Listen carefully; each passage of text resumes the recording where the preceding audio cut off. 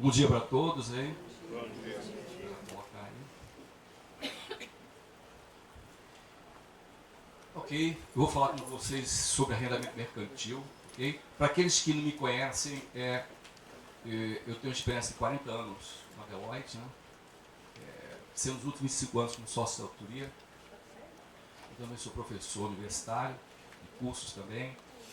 Sou conselheiro do Conselho Federal de Contabilidade e atuo na Câmara Técnica, onde passa todas as normas, passa pela gente lá. Mas as pessoas me conhecem mais pelos livros de autoria e contabilidade. Okay?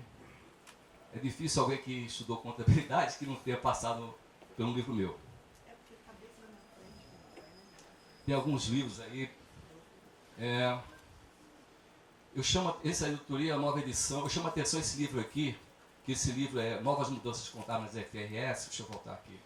Esse livro ele tem o FR 9, o 16 e o 15, tá certo? E tem mais ou menos em torno de 210 exemplos, ok? Isso aqui é uma coleção, para quem quer se especializar em FRS, tem uma coleção de 4 livros, né? Contabilidade introdutória, intermediária superior e a contabilidade avançada. Tem esse livro aqui que eu escrevi em parceria com um tributarista, que trata dos aspectos fiscais do FRS, a Lei 12973. Eu escrevi a parte contábil, dando os exemplos práticos, e o tributarista deu o tratamento fiscal. Ok? Então vamos falar, veja bem, antes da gente iniciar, começar a discutir o assunto, nós temos 3 novas normas que foram emitidas, praticamente emitidas. Nós temos, a nível de arte, nós temos o IFRS 9, que ele trata de instrumentos financeiros. O CPC correspondente é o CPC 48, que já foi emitido e entra em vigor 1º de janeiro de 2018. Agora, que muda completamente toda essa parte de aplicação financeira, como é que se resiste, como é que se classifica, como é que se avalia. Nós temos esse IFRS 15, que já foi emitido, né? É o atual CPC 47, que entra em vigor 1º de janeiro de 2018, substitui o CPC 30, aquele CPC que trata de contratos de construção, né? Quando a empresa, quando o fornecedor faz um contrato, quer dizer, constrói um ativo específico para um cliente. Esse aqui, CPC 30, trata da parte de reconhecimento de receita de bens e serviços. Esse também está sendo substituído. Eles decidiram criar uma metodologia única através do CPC 47, que substitui esses 2 CPCs aqui. Ele também muda substancialmente a parte de reconhecimento de receita. Tá certo? E temos esse FR 16 aqui, que trata de arrendamento mercantil, que é o que nós vamos discutir hoje, uma parte, né? Trocar algumas ideias aí. O CPC correspondente é o CPC 06R3, ele saiu da audiência pública em 31 de agosto, né? E ele já passou da Câmara Técnica, lá onde eu trabalho, no Conselho Federal de Contabilidade, passou na Câmara Técnica 2 semanas atrás, foi aprovado na plenária e está para ser emitido, né? Deve ser emitido nas próximas 2 semanas, esse CPC 06R3, que é o IFRS 16, que nós vamos discutir, ok? Antes da gente começar a discussão, apesar que eu não sou da área tributária, mas eu gostaria de ressaltar um ponto muito importante, é o seguinte: esse artigo 58 da 12973. A 12973 foi a lei que regulamentou do ponto de vista fiscal, tá certo? As novas FRS, tá certo? Os tratamentos contábeis. E tem esse artigo 58, que ele diz o seguinte, veja bem, quando você aplicar o FRS 9, 15 e 16, evidentemente que na escrituração mercantil vai alterar o seu lucro, tá certo? Para mais ou para menos. Então esse artigo 58, ele diz o seguinte, que essas alterações não poderão afetar o fluxo de caixa de pagamento dos impostos federais, tá certo? Então com isso, as empresas vão ter que fazer um novo RTT, tá certo? Ou seja, vão ter que pegar o lucro pela escrituração mercantil alterado, ajustar esse lucro, chegar aos conceitos que estavam na 12973 até 12 de novembro de 2013, e em cima disso, vocês têm que aplicar a legislação do imposto de renda. Então é muito importante o seguinte, que essas novas regras, elas não podem afetar o pagamento de impostos federais. Inclusive já existe, até que a Receita Federal venha se manifestar sobre o assunto. Existe um grupo de trabalho composto por pessoal da Receita Federal, em conjunto com duas pessoas indicadas pelo Conselho Federal de Contabilidade, que ajudam o pessoal da Receita Federal entender a nova norma e definir a parte de tributação. O único ponto importante que fica aqui, tá certo, é que ele diz, ó, não traz preocupação a tributos federais. O único ponto que fica em aberto aqui, tá certo, para a empresa, tá certo, é com relação a tributos municipais e estaduais, tá certo? Isso vai criar eu diria que vai criar uma insegurança jurídica muito grande, porque vocês vão ver, por exemplo, no FRS 15, que trata o reconhecimento de receita, ele manda em alguns casos, por exemplo, vou dar só um exemplo, só para a gente sentir a confusão que é isso aí. Vou imaginar o seguinte, que uma montadora vende um carro por 50 mil reais, certo?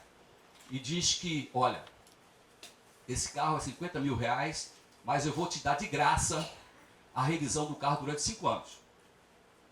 Certo? 5 anos, tudo bem. Mas o carro custa 5 mil reais. Só que o FRS não acredita em nada de graça, tá certo? Então vocês vão ver, tem um passo, um dos passos do reconhecimento de receita manda você identificar quais são os delírios. O que é que você está entregando ao cliente? Certo? Então você está entregando duas coisas. Está entregando o carro, está entregando também um serviço de manutenção, de revisão. São duas coisas distintas, tá certo?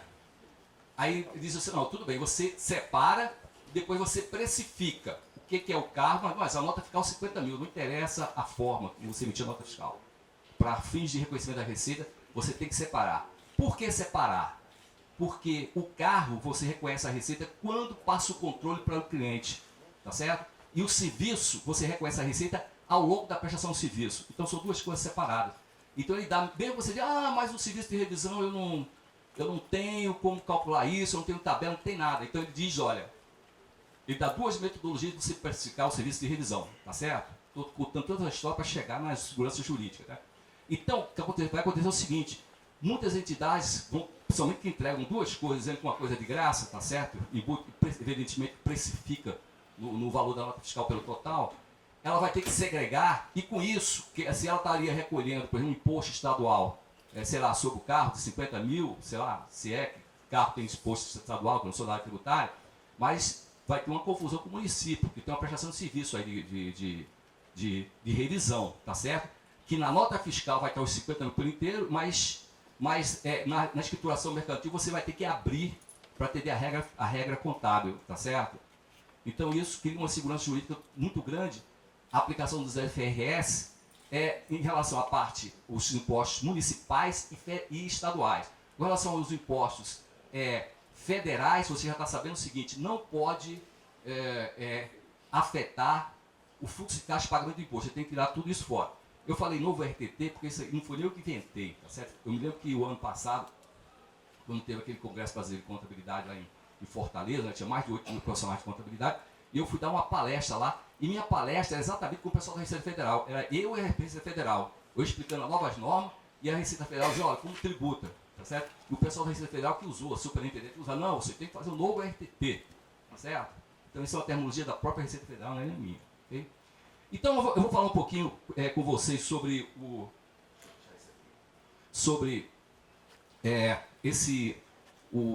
IFRS 16, que é o CPC 06R3, e antes de eu entrar em detalhes, eu vou falar um pouquinho sobre como nós estamos fazendo hoje, tá certo? E por que mudou e o que mudou, ok? Então, eu gosto normalmente quando começa a conversar sobre esse assunto, contar uma história, tá certo? Primeiro imagine o seguinte, um cliente, tá certo? Uma empresa chega para um fornecedor e diz, olha, eu quero comprar uma frota de carros, ok? Frota de carros, tudo bem. Quanto é que custa? Cara, olha, o preço é 500 mil reais, certo? Aí o cara fala assim, mas o cliente fala, olha, mas eu estou com um problema aí, eu não tenho como te pagar 500 mil reais. Como você pode facilitar isso aí? Olha, eu posso facilitar o seguinte, eu posso fazer em 60 prestações de 10 mil reais. Aí o cara olha assim, não, 60 prestações de 10 mil reais, não, mas tem um problema aí, você falou 500 mil, 60 prestações são 600 mil, você fala, não, mas se eu estou te facilitando 60 meses, tem que ter os juros. Essa diferença são os juros. Aí ele fala, mas eu ainda tenho um problema. Qual o problema? Eu tenho uma série de empréstimos bancários e tem um covenant. Mas o que é covenant? Não, é o seguinte, os empréstimos bancários estabelecem um grau de endividamento, tá certo? e eu já estou bem próximo disso, com relação ao PL. Então eu não posso mais colocar passivo no balanço. Estou com problema. Muitas empresas têm isso. Ninguém gosta de colocar passivo no balanço. Como é que eu posso resolver isso? Aí o vendedor esperto, não, eu tenho como resolver isso fácil, mole. Eu não vou te vender, eu vou te alugar. Eu vou colocar um contrato de aluguel. Aluguel, durante 60 meses, você paga 10 mil por mês. Tá certo? E aí acabou o teu problema. Ele falou, mas e o contador? Eu falei, não, o contador, quando ele vier para lavar aluguel, ele só vai restar 10 mil de aluguel por mês, despesa passivo. Aí o vendedor disse, ó, tem mais um detalhe, eu vou fazer uma coisa melhor para você. O aluguel de janeiro, eu vou colocar com vencimento dia 31 de janeiro. Quer dizer, ele nem vai aparecer no balanço, você vai pagar dentro do próprio mês, o contador não faz nada. Aí ele, pô, boa ideia, tudo bem. Mas eu estou com mais um problema. Qual o problema? O problema é o seguinte, quando eu compro o carro, tá certo? No final e pago 60 prestações, depois de 60 prestações o carro é meu. Tá certo? É meu. Agora, se você diz que aluga 60 meses, significa dizer o seguinte, depois de 60 meses eu tenho que devolver o carro para você. E aí não interessa. Não, mas resolve isso. Como? Fazer o seguinte, eu vou colocar no contrato uma opção. Ou seja, no final de 60 meses você pode optar para comprar os carros. Aí o cara, pô, mas também não resolve. Por que não resolve? Porque quando eu compro, eu pago 60 meses e acabou. Agora você está dizendo que depois de 60 meses eu tenho que fazer uma opção para comprar o carro, então eu vou ter que pagar para você. Mais ainda grana. Não, você deixou eu completar. Falou assim, eu coloco a opção, você paga cada carro por R$1. Tá certo? Eu, pessoalmente, já vi vários contratos desse estilo, tá certo? Ela aluga um bem por um período de tempo e no final você paga, tem a opção de pagar por R$1, uma coisa que é só simbólica, tá certo? Então, no Brasil, até 31 de dezembro de 2007, tá certo? Nós não fazíamos diferença, nós não íamos na essência da operação, nós íamos na forma. Ou seja, aluguel, registra aluguel. Se é arrendamento, registra arrendamento. Se é uma compra, registra a compra. Você vê que nessa situação, nessa situação, tanto você comprando quanto você alugando, tá certo? Da essência a operação é a mesma, ou seja, eu pago 10 mil durante 60 meses, nas dois casos, e no final eu fico com um bem, para mim, acabou, tá certo? Então não faz sentido você registrar de forma diferente. Então, baseado nisso, tá certo? Quando nós adotamos a norma internacional, as regras internacionais, nós alteramos, a primeira coisa que nós fizemos foi alterar a Lei 6.404/79 para dar um respaldo legal, tá certo? Então, outra coisa, alguns slides desses eu vou disponibilizar. Eu tenho um problema aí de direitos autorais, mas vários eu vou disponibilizar para vocês depois, tá certo? Então, o que aconteceu? Nesse artigo 179, que trata a parte do ativo imobilizado, eles mudaram a redação, tá certo? Dizendo que, primeiro, que imobilizados são bens corpóreos, tem que ser, né? Porque antes aqui no Brasil nós lançávamos no imobilizado bem corpóreos e incorpóreos, por exemplo, o intangível ficar dentro do imobilizado, tá certo? E nós abrimos um grupo específico para o intangível, seguindo a regra internacional. E aqui embaixo ele diz o seguinte, olha, além dos bens destinados à manutenção das atividades, em vermelho é o que muda. Também os bens decorrentes de operações que transfiram à companhia os benefícios, o risco e controle desses bens, tá certo? Então, o que significa dizer isso? O seguinte, independente se o bem está em nome da empresa, tem uma nota fiscal, mas se a empresa tem os riscos e benefícios com relação a esse ativo, tá certo? Ela teria que restar esse ativo como se fosse dela, tá certo? Mobilizado, ok? Eu sei que risco e benefício, nós estamos falando sobre parte teórica, eu não sou, embora eu tenha experiência como acadêmico, mas na verdade eu sou profissional de mercado, tá certo? A gente poderia passar uma semana discutindo o que é risco e benefício, ok? Mas eu vou tentar simplificar isso aí. Então, o que aconteceu? Nós adotamos esse CPC 06, R1, tá certo? Dentro do processo das normas internacionais, em 2008. E esse CPC 06, né? Ele é o R1 e R2, ele separa o arrendamento em dois arrendamentos. O operacional e o financeiro. Está em vigor até 31 de dezembro de 2018, tá certo? Então, ele separa arrendamento financeiro e arrendamento operacional. Okay? Essa é a regra dele. Ele diz o seguinte, olha, se o fornecedor concede ao cliente o direito de usar um ativo por um período de tempo em troca de uma remuneração, isso é um arrendamento, tá certo? não importa a rota que você dê, ok? Isso é arrendamento, tem que verificar se ele é um arrendamento financeiro ou um arrendamento operacional. No arrendamento financeiro, o tratamento é como se fosse uma compra financiada. Eu estou comprando um ativo, eu tenho que deixar o ativo e o passivo. No arrendamento operacional, ele diz, olha, isso é um aluguel normal, tá certo? Você resiste com um aluguel normal, só tem que tomar um cuidado, tá certo? Que pouca gente toma esse cuidado. O aluguel tem que ser de forma linear, tá certo? Se o aluguel estiver no contrato de forma decrescente ou crescente, o valor do aluguel mensal, tá certo? Então você tem que linearizar, tá certo? O FRS parte do pressuposto que quando você pega um aluguel, o benefício para você é igual ao longo do tempo, então a despesa tem que ser igual, tá certo? Não pode ser diferente, ok? Então tem que linearizar o aluguel, só tem que tomar esse cuidado. No arrendamento financeiro eu tenho que registrar o ativo e o passivo, tá certo? A única discussão ficaria o que é riscos e benefícios. Então o CPC 06, ele tentou simplificar essa situação, dando indicadores, tá certo? Indicadores de transações que poderiam entrar como arrendamento financeiro, tá certo? Se você se enquadrar em um desses itens, automaticamente você tem que registrar o ativo e o passivo, ok? Então existem 5 indicadores. O primeiro é o seguinte, é aquele tipo de contrato, tá certo? Que diz o seguinte, olha, vamos mais lá dos carros. Você alugou os carros durante 5 anos, vai pagar 10 mil por mês, etc. Aí tem uma cláusula lá, no final do contrato, os carros são seus. Isso aí é arrendamento financeiro, tá certo? Qualquer cláusula que no final do contrato ou durante o contrato passe os ativos para a empresa, tá certo? Muitas vezes sem qualquer remuneração, tá certo? Sem ônus para a empresa, isso aí é um arrendamento financeiro. Deixa eu voltar aqui que eu acho que passou do olhar. A outra situação é uma situação semelhante que eu já falei para vocês. É o segundo. É a opção de compra, tá certo? Você tem no final do contrato, você tem a opção de comprar aquele ativo por um valor que é substancialmente inferior ao valor justo do ativo. Aquele exemplo que eu dei, no final o cara compra o carro por R$1, tá certo? Então isso é um arrendamento financeiro. A outra diz o seguinte, se você compara o prazo do arrendamento, tá certo? Em relação à vida econômica do ativo. A vida econômica do ativo, só em termos conceituais, existe no FRS 2 vidas, quer dizer, a vida útil e a vida econômica. Por exemplo, um carro, normalmente, para uma empresa, ela normalmente ela faz uma estimativa de 5 anos de vida útil, tá certo? Mas não quer dizer necessariamente que o carro vai durar 5 anos, pode durar 7, 8, ou até mais, tá certo?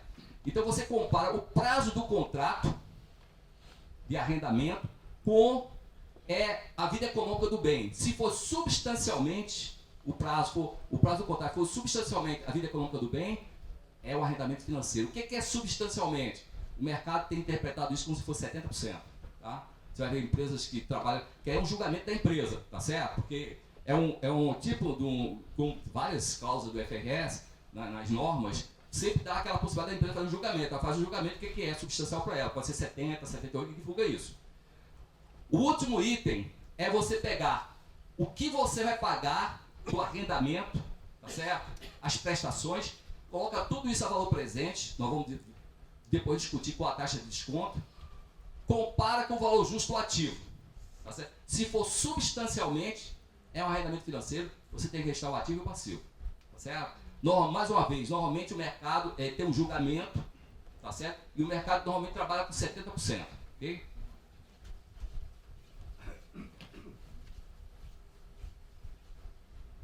E, por último, o quinto item é bens arrendados são de natureza especializada. O que é isso? Especializada. Especializada é o seguinte, o fornecedor, tá certo? Ele aluga um bem para o cliente, um bem só aquele cliente pode usar aquele ativo. Ninguém mais pode usar, tá certo? Então isso aí ele diz que é um arrendamento financeiro. Eu, pessoalmente, se eu tivesse que escrever a norma, eu nem colocava isso aí, porque se eu sou fornecedor, tá certo? E o cliente quer um bem, quer alugar um bem, tá certo? E não me interessa ter esse bem de volta, que eu devolvo, daqui a 3 anos eu devolvo, não me interessa, porque eu não vou pegar esse bem e conseguir vender para terceiro, porque ninguém quer esse bem, a não ser que sucata. Então, evidentemente que no preço, que eu for vender o ativo, que eu for alugar o ativo, eu vou, no valor do aluguel, eu vou precificar todo o valor do ativo, tá certo? Para ter o retorno. Tá certo? Então, automaticamente vai cair numa cláusula anterior, na quarta cláusula, que é as prestações vai chegar substancialmente ao valor do ativo. Porque é um ativo que não me interessa de volta, ok? Então, eu acho que essa cláusula não precisaria ter, porque a própria especialização do ativo, na transação econômica em si, vai levar ao fornecedor precificar no valor do aluguel, tá certo? Praticamente todo o ativo. Pessoal, se alguém quiser alguma pergunta, vamos fazendo ao longo, tá certo? Marcelo, pô, eu entendi isso aí, isso aqui. Fica à vontade, tá ok? Não vamos criar nenhuma necessidade de mudança. Isso aí é o IASP. O que o IASP colocou? Primeiro, o IASP colocou o seguinte: nesse modelo, uma coisa muito importante, antes da gente entrar nos detalhes, tá certo? O IFRS 16, ele muda substancialmente a contabilidade do arrendatário, tá certo? Ele muda o conceito de arrendamento e muda os conceitos daquele sale leaseback, você vender e alugar de volta, tá certo? Não existe mudanças para o arrendador. O arrendador não tem mudanças, tá certo? A não ser o conceito de arrendamento. Mas a contabilidade do arrendador permanece a mesma, só no arrendatário que mudou, ok? Então, o primeiro diz o seguinte, e está se reportando aqui ao arrendatário, ok? Isso são as explicações do IASB. O modelo anterior, quer dizer, a contabilidade de arrendamento, quer dizer, operacional e financeiro, o locatário não reconheceu ativos passivos para arrendamento operacionais. Esses arrendamentos operacionais que muitas vezes quer dizer, que eram classificados como operacionais, você registrar como se fosse aluguel mensal todo mês. Só que eles entendiam o seguinte: pô, o cara faz um contrato para alugar um imóvel durante 5 anos, tá certo? Muitas vezes o valor grande. O cara só resiste ao aluguel mensal e os outros 5 anos, onde é que estão? Tá certo? Isso vai afetar o fluxo financeiro e pagamento da empresa, tá certo? Então, havia uma crítica com relação a esse assunto. Uma outra crítica é o seguinte: muitos usuários ajustavam as remoções financeiras do locatário para capitalizar alocações operacionais. Está dizendo o seguinte: muitos locatários, usuários pegavam isso a nível internacional, principalmente a nível internacional, aqui no Brasil também, né? Iam nas notas explicativas, pegavam os contratos de arrendamento operacional e recalculavam o passivo da empresa para saber realmente qual o passivo real que a empresa tinha. Além dos passivos normais registrados, aqueles passivos de arrendamento que ela tinha que pagar durante certo período de tempo.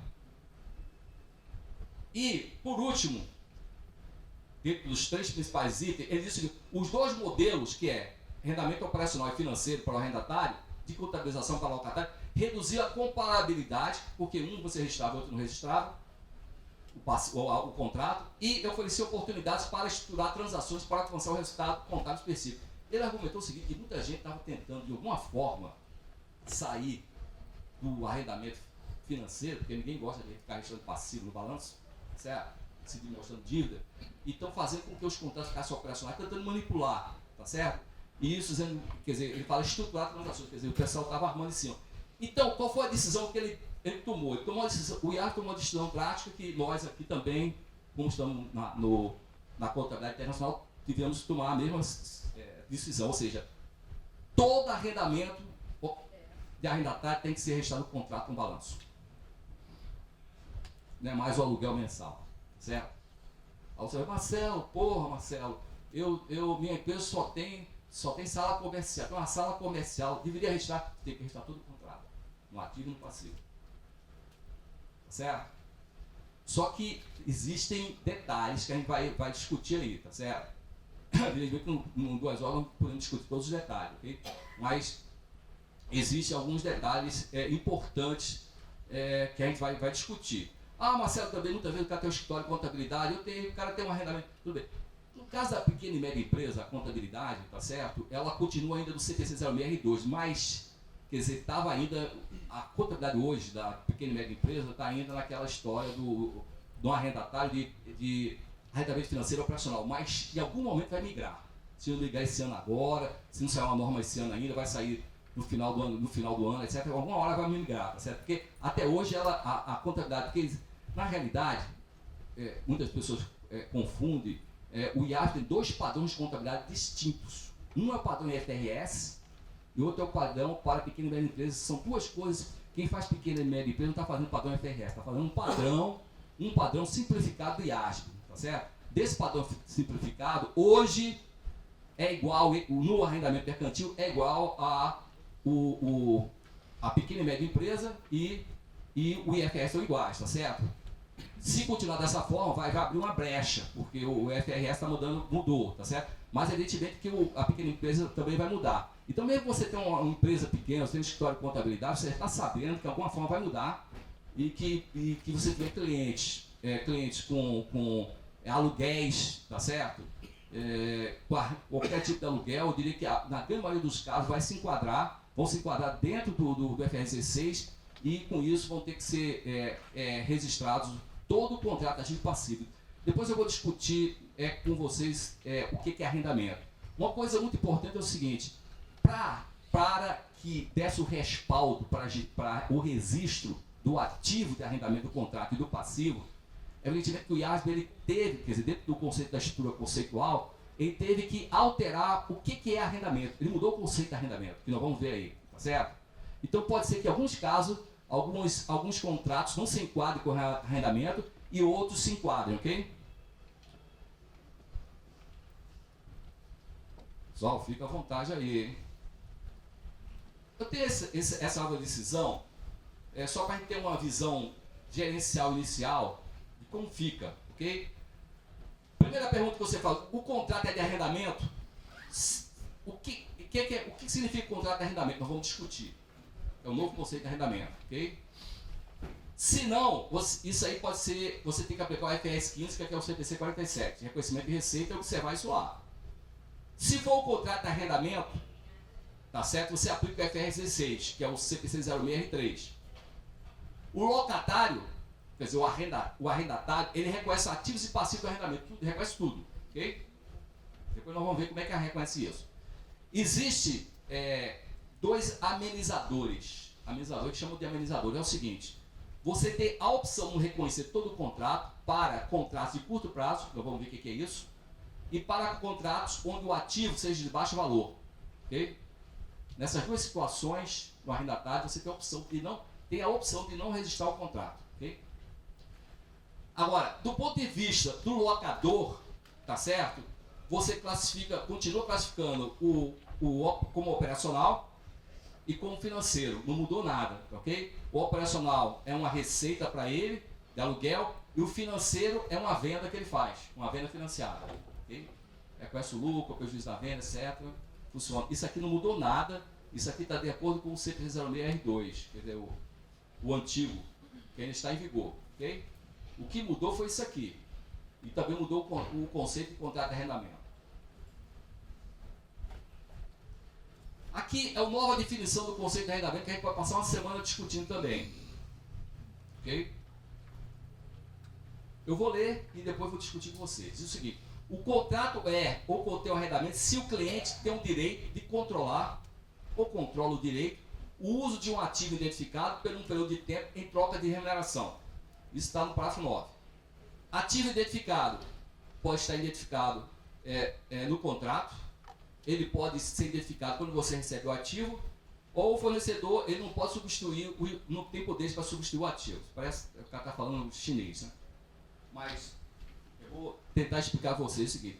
Primeiro, você controla o direito de usar um ativo identificado. A primeira coisa que você tem que ver é o seguinte, se o ativo é identificado. Tá certo? Você, Marcelo, 99%, 99% é identificado. Eu até concordo contigo, mas alguns casos podem não ser, tá certo? Vamos botar o papo do carro. Se a empresa, por exemplo, ela aluga os carros, eu pego uma Localiza aí, uma rentacar, uma empresa de aluguel de carros. Olha, eu quero uma frota, certo? Alugar carros por um período de 3 anos e o motorista, para atender a administração aqui, a diretoria e a gerência, tá certo? E os carros, o pessoal pega na sexta-feira, pega na segunda-feira cedo e entrega na sexta-feira. Nós queremos de volta à noite, né? Nós queremos todos os carros do mesmo modelo, vamos imaginar que esteja jogando 10 carros, uma frota 10 carros. Modelo preto, um sedã, marca tal, tudo bem. Ou mais já que a Localiza, ela tem 300 carros desses, tá certo? Então, mas toda vez que ela chega lá, não necessariamente que ela vai pegar o mesmo carro, o cara pega o mesmo modelo, tá certo? Não é arrendamento. Porque tem que ser o mesmo carro, tem que ser o mesmo ativo. Tá certo? Outro detalhe, eles mudaram esse conceito para dar o respaldo para registrar o ativo, né? Quer dizer, eu controlo o direito de usar um ativo identificado, tá certo? Ele dá alguns exemplos, por exemplo lá no FR 16, por exemplo, um exemplo que ele dá é o caso, por exemplo, de um quiosque, tá certo? O cara aluga um quiosque num shopping e esse shopping ele tem 4 entradas, tá certo? Então ele aluga uma parte da entrada assim, ele coloca o quiosque lá, ok? E uma entrada. E o contrato diz o seguinte, olha, eu, fornecedor, dono do shopping, eu posso te mover para uma outra entrada, outras 3, se me for conveniente. Quer dizer, que situação é conveniente? Por exemplo, chega um cliente, o cara quer alugar 3 lojas, mais aquela parte ali onde você está, tá certo? Aí eu vou te mover, tá certo? Então, não é um contrato de arrendamento, porque o local, que é o local físico, não está identificado. Agora, se que no FRS aí sempre vê se a cláusula é substancial ou não, tá certo? Porque tem muitas cláusulas que o cara coloca, muitas vezes para enganar, muitas vezes o contador, tá certo? O auditor, mas a cláusula não é substantiva, ou seja, ela não deve ser considerada. Por exemplo, se o cara coloca uma cláusula dessa, tá certo?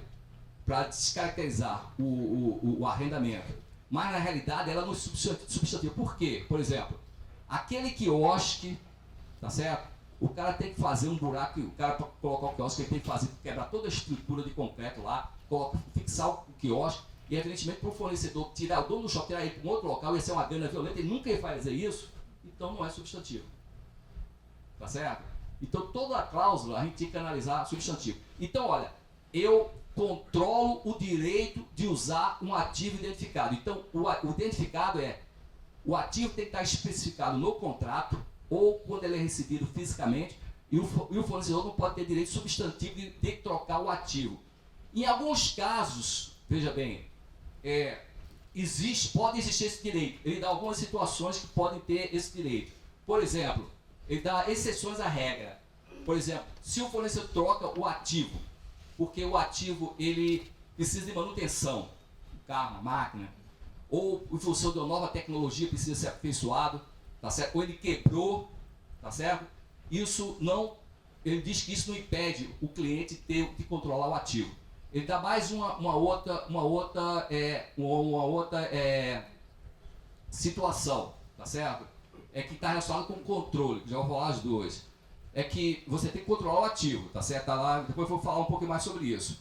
Mas pode ocorrer casos que você, por exemplo, tem uma cláusulas no contrato que diz, por exemplo, que o cliente, ele não pode, por exemplo, um carro, um caminhão, ele não pode transportar certo tipo de produtos químicos. Ou, por exemplo, ele não pode trafegar em favela, tá certo? Então o IAS dele entende que isso são direitos de proteção do fornecedor, que isso não interfere no cliente em controlar o ativo. Então veja bem, aqui ele diz o seguinte, o contrato tem o direito, quer dizer, o cliente controla o direito de usar um ativo. Passa aqui na frente, aqui rapidamente. Controla o direito de usar um ativo identificado. Está falando identificado. O que é controlar? Essa palavra controlar tem vários CPC, vários FRS, tá certo? Aquele CPC que trata de o 36 que trata de controladas, tá certo? Tem vários, o FRS 15 fala de controle, etc. O que é controlar? Isso é muito importante saber esses conceitos, porque esses conceitos às vezes eles vão definir se tem registrado ou não contrato, tá certo? Controlar está sempre no conceito seguinte: eu controlo aquele ativo como se fosse meu, tá certo? É como se fosse imobilizado meu. Eu tomo todas as decisões com relação àquele ativo. São duas coisas. Primeiro, eu gerencio o ativo como se fosse meu. Segundo, benefícios substanciais com relação a esse ativo são todos para mim, tá certo? Eu gerencio. Sempre que você tiver alguma dúvida com relação ao controle, reporta. Se fosse imobilizado meu, tá certo? Eu tenho todo o controle sobre esse imobilizado, tá certo? Sobre esse item arrendado, é a mesma coisa que o imobilizado meu, tá certo? Todos os benefícios são para mim. Quer dizer, se são, tudo bem. Se não são, você vai ser pura teoria. Tudo bem. Mas quando você aplica em casos reais, você vai ver que isso extrapola. Por exemplo, isso tudo é em função do quê? Para te dar o respaldo conceitual de registrar o ativo. Vou te dar alguns exemplos. Vamos imaginar o seguinte, que A Polo Flor chega aqui no Brasil, diz, olha, eu quero produzir camisas Polo Flor no Brasil aqui. Aí contrata um fornecedor aqui para produzir. Ele diz, olha, eu vou te dar o desenho, tudo bem, vou fazer tudo, vou te dar o desenho da camisa, etc. Vou colocar uns 3 funcionários meus para te ajudar aí, o gerenciamento da produção, etc. Tudo bem. O ativo identificado porque é aquela fábrica específica, tá certo? Se aquele fornecedor ele fosse usar um terceiro, já ficaria na dúvida se o ativo está identificado ou não, tá certo? Tudo bem. Vamos imaginar que o fornecedor só tem aquela fábrica, ele vai suprir aquilo com aquela fábrica, tudo bem. Aí pergunta o seguinte, a Polo Flore, tá certo? Que é o cliente, ele controla a produção? Ele controla porque ele colocou várias pessoas lá para acompanhar a produção, ele dá um modelo, etc. Ele poderia não controlar, tá certo? Como se fosse dele. Mas ele coloca as pessoas lá que se gerenciam toda a fábrica, realmente os operários trabalham para aquele pessoal dele, tudo bem, controla, tudo bem. Aí pergunta, segunda, todos os benefícios significativos daquele ativo são para a Polo Flore? Poderia ser e poderia não ser. Por exemplo, se aquela fábrica trabalha exclusivamente para a Polo Flore, seria um arrendamento, ele teria que registrar todo ativo para ser do contrato. Se não por exemplo, como poderia ser? Poderia ser, por exemplo, que aquela fábrica, ela atendesse Polo Flore 70% e outros 30% atendesse outros clientes. Então, aquele ativo, ele não é de uso exclusivo da Polo Flore. Então, não tinha que registrar o contrato, não contrato de arrendamento. Eu sempre vejo, eu controlo o direito de usar um ativo identificado. Controle da seguinte, gerenciar o ativo, todos os benefícios do ativo são meus. Tá certo? Isso vai acontecer, aí você pode até dizer, porra, Marcelo, mas esse negócio complicado, o cara tá comprando camisa, e como é que o cara vai registrar uma fábrica no balanço dele? Evidentemente que, no momento que o fornecedor, tá certo? Ele precifica a camisa, evidentemente que no preço vai estar um componente que é a recuperação do custo imobilizado lá, que está lá dentro. Pode ser um valor mínimo, mas vai estar lá. E na realidade você vai ter que separar o preço da camisa do equipamento, tá certo? E uma coisa é reconhecer o equipamento de uma forma e a prestação de serviço de manufatura da camisa de outra forma, tá certo? Então isso já é um detalhe, já é mais um complicador. Poderia ser, por exemplo, empresas. Então, alguns exemplos aqui, tem muitos exemplos. Por exemplo, a empresa, ela contrata uma empresa ela tem energia, tá certo? Então ela contrata uma empresa de energia elétrica aí, uma Light, para colocar um gerador dentro da empresa enorme, que precisa de muita energia. Se aquele gerador, tá certo? Ele é identificado, tá certo? Se ele é controlado pelo cliente, tá certo? E se ele trabalha exclusivamente para aquele cliente, tem que registrar o ativo. Você, mas o cara só cobra energia, não importa, você vai ter que, no preço da energia, vai ter que abrir e tentar separar o que é o equipamento, o que é o prestação de serviço, tá certo? Então você poderia ter, por exemplo, eu estou falando que existem várias situações, a menina vai falar aqui, depois o Carlos vai falar lá atrás. Vai. Nessa questão que você está falando, que tem um ativo identificado que trabalha exclusivamente certo. com você, em algum momento a gente tem a opção de reacessar isso, porque, por exemplo, você tem um contrato, às vezes, de um arrendamento com ativo identificado que ele vai atender a sua empresa em 100% do tempo por um período de 5 anos, por exemplo. Só que no contrato normalmente tem a opção de você prorrogar o contrato por igual período, mas não é certo. Só que nisso você tem a opção de mover esse ativo, e às vezes quando é um contrato onde tem diversas partes, esse contrato seu não te atender mais 100%, passar a te atender 50%. Então assim, no primeiro momento ele te atenderia 100%, você teria ele como um ativo teu. E aí a gente poderia reacessar isso num segundo momento que ele passasse a te atender 50%, e a gente faria como? Tiraria? Agora veja bem, cada contrato é um contrato, tá certo? Existe uma situação que eu vou falar mais na frente aqui, que é o prazo do contrato, tá certo? Que não é o prazo contábil do contrato, não é o prazo contratual, tá certo? Então e quando você faz um contrato, tá certo? Você teria que na contabilidade, tá certo? Estabelecer qual é o prazo específico daquele contrato, tá certo? Se ele tem um período de renovação, tá certo? Você já deveria considerar. Agora, se tem uma situação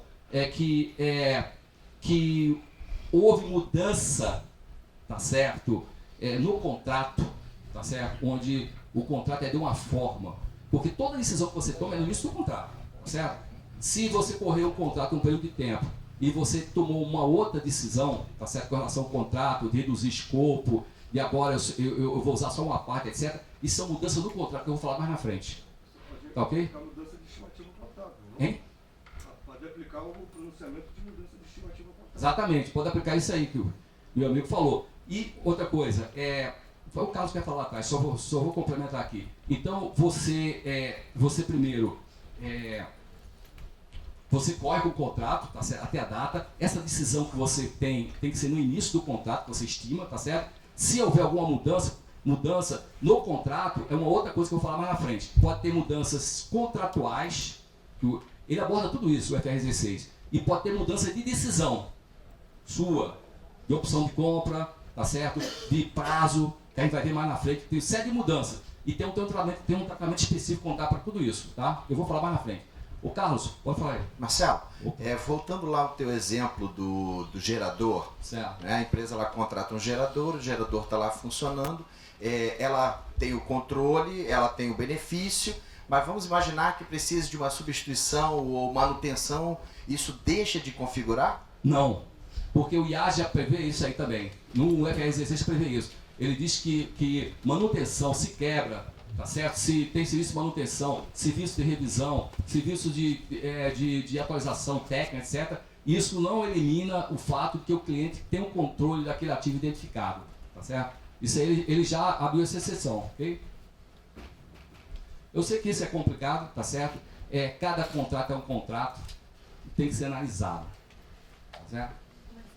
Opa, pode, né?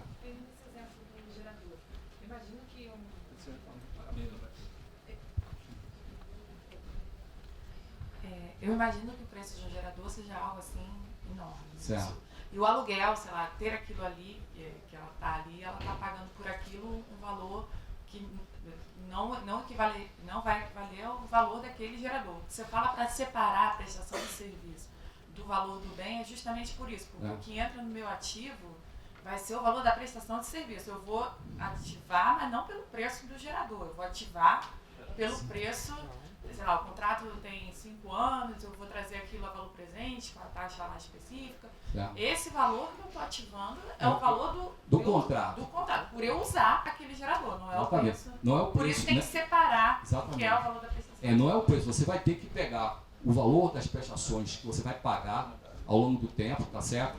Com relação a essa produção de camisas, da fábrica, etc., e ver qual mais ou menos o valor disso aí e separar o que é prestação de serviço de confecção das camisas, né? Ou, no caso, eu falou de energia, da energia em si, e separar isso do equipamento, quanto vale o equipamento que está embutido dentro daquele preço, que evidentemente que o fornecedor, no momento que ele estabeleceu o preço da energia, evidentemente que ele precificou naquele preço, entrou naquele preço, o fato do cara ter um gerador. E teria que separar isso, tá certo? Separar, porque aquele ativo, ele vai gerar para você o ativo vai gerar uma despesa de depreciação, tá certo?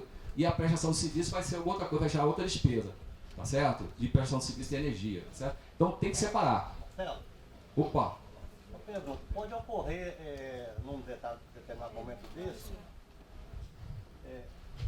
eu ter um ativo identificado, mas não ter o direito de controle, perfeito? Certo. Então nesse caso como é que ficaria? É um aluguel normal. Trata como se fosse um aluguel mensal.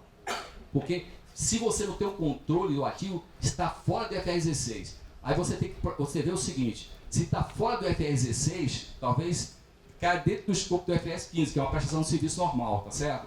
Porque para estar dentro do FR 16, tá certo? O ativo tem que ser identificado, tá certo? E eu tenho que controlar o direito de usar esse ativo. Controle, gerenciar o ativo, mora no edifício meu. Se não pega essas três situações, está fora do FR 16, não é arrendamento. Se eu tiver identificado, mas não ter o controle... Não é arrendamento. Então isso, para algumas empresas, isso vai acontecer constantemente, então? Vai acontecer. Mas tem que ver o que é controle, tá certo? Porque controle, veja bem, isso é um papo também que a gente podia passar 2 horas discutindo aqui. Controle não é só eu chegar lá e controlar o ativo. Eu posso, por exemplo, controlar o ativo sem precisar estar lá, certo?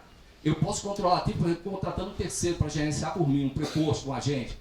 Eu posso controlar o ativo, por exemplo, eu estabeleço tudo por escrito, tudo que tem que ser feito.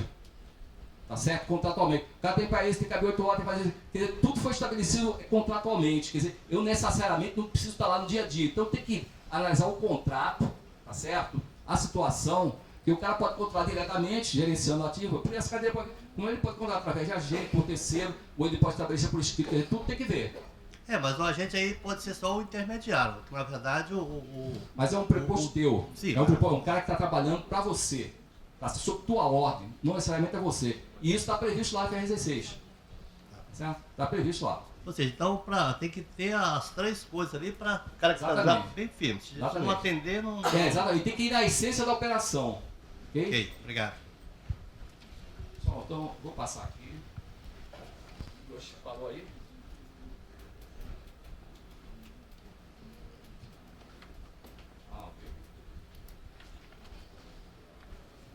Esse controlar o ativo, eu já falei isso para vocês, tá certo?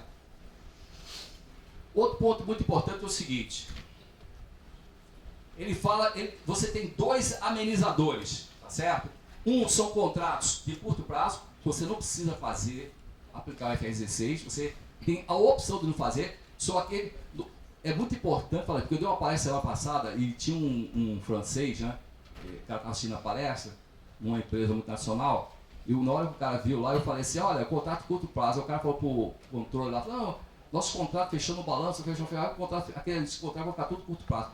Não é contrato a curto prazo, contrato da data do balanço. É contrato da data da assinatura do contrato. Tá certo? São 12 meses a partir da assinatura do contrato. Então, isso é um ponto importante, tá? Então, nos contratos de curto prazo, eu tenho a opção de não fazer arrendamento mercantil. Quer dizer, não aplicar o CPC 06. Eu trato como se fosse um aluguel normal. Okay? Eu não preciso contabilizar todo o contrato, sendo mais claro. Mas aí pode ser manipulado, né? Eu faço o contrato 12 meses, finalizou, eu faço um novo contrato. Como se fosse um primeiro contrato novamente. Exatamente. Isso aí foi... Essa tua colocação eu vi pelo menos 30 vezes aí, de Porto Alegre a Manaus. Tá? Só que tem um detalhe, tá certo? O IASB, tá certo? Ele parte do pressuposto, eu imagino, tá certo? Que eu li os bens ao concurso, ele parte do pressuposto seguinte, que a essência econômica da operação, tá certo? Se eu sou fornecedor e faço um contrato contigo 12 meses, tá certo? Uma coisa é fazer um contrato com um bem que vai durar 5 anos, uma coisa é fazer um contrato contigo de 5 anos, outra coisa é fazer um contrato contigo de 12 meses. Se é 12 meses, tá certo? Vou puxar o preço lá em cima. E provavelmente você não vai aceitar, porque eu não vou correr esse risco daqui a 12 meses para desenvolver o bem. Tá certo? Então ele parte desse pressuposto, quer dizer, na essência econômica da operação, tá certo? São 2 partes que estão discutindo, tá certo? Então eles não vão, o cara vai puxar o preço lá em cima, porque ele não vai correr esse risco daqui a 12 meses o cara devolver o ativo, tá certo? Ele tomou todas as medidas necessárias, tá certo, dentro do contrato para evitar manipulação, porque antes manipulava muito. Então tudo que a gente pensa que algumas coisas vai sair dazinha, sempre tem alguma coisa está escrito lá para derrubar. Tá certo? Mas se for para esse mercado, ele vai usar, terminou aquele bem, ele vai passar para outro. Mesma coisa é o seguinte, se você vai fazer um contrato de aluguel de 1 ano, é uma coisa. Se faz, por exemplo, alugar um imóvel, é uma coisa, são 5 anos. E outra coisa também, quando é bem não é imóvel. Tá certo? Bem não é imóvel. Então o cara encontrar outra pessoa que atua no mesmo ramo de negócio, muitas vezes uma máquina específica, etc., é complicado. Então essa regra pode até existir, mas eu digo o seguinte, vai ser difícil. Agora, uma outra coisa, só continuando aqui, o IAD também, bens de pequeno valor, tá certo? O que é pequeno valor? Não está escrito na norma, em lugar nenhum, tá certo? Está no bens of conclusion. Ele diz o seguinte, o IASB, ele pensou em bens de pequeno valor, bens, quando novos, seriam até $5.000.